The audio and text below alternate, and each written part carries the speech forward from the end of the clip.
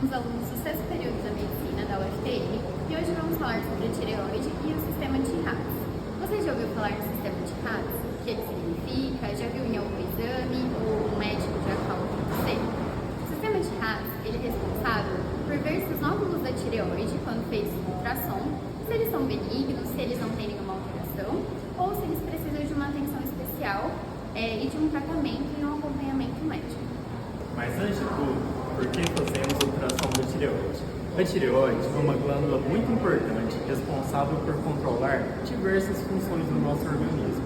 Quando aparecem nódulos ou pequenas bolinhas nela, é necessário o exame de ultrassonografia para que o médico possa pesquisar melhor elas. Mas afinal de contas, o que é esse TIRADS? O TIRADS é um sistema que classifica os nódulos.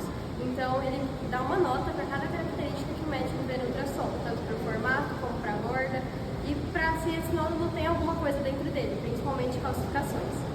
Depois de fazer o somatório dos pontos, a gente vai avaliar o nível de risco desse nódulo, que é avaliado pelo TIRADS. O TIRADS 1 é a ausência de nódulos, o TIRADS 2 é a presença de um nódulo benigno, com clareza disso, o TIRADS 3 é a presença de um nódulo com baixas chances de malignidade. O TIRADS 4 tem chances moderadas e o TIRADS 5 é o que apresenta maiores chances de malignidade e que provavelmente vai precisar de investigações mais detalhadas. Como foi dito anteriormente, o TIRADS avalia algumas características do nódulo vistas pelo ultrassom.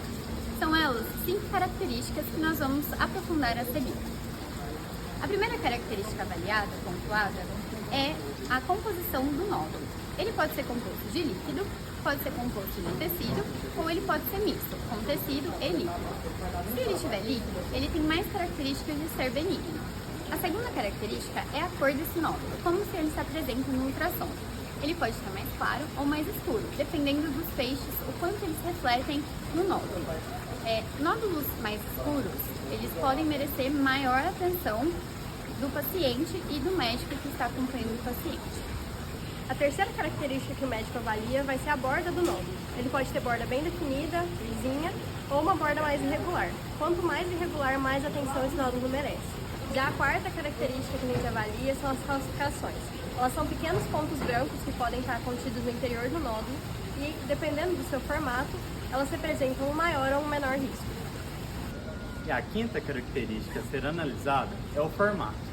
Se o nódulo for mais alto do que largo, isso indica a necessidade de uma investigação maior. Vamos dar um exemplo.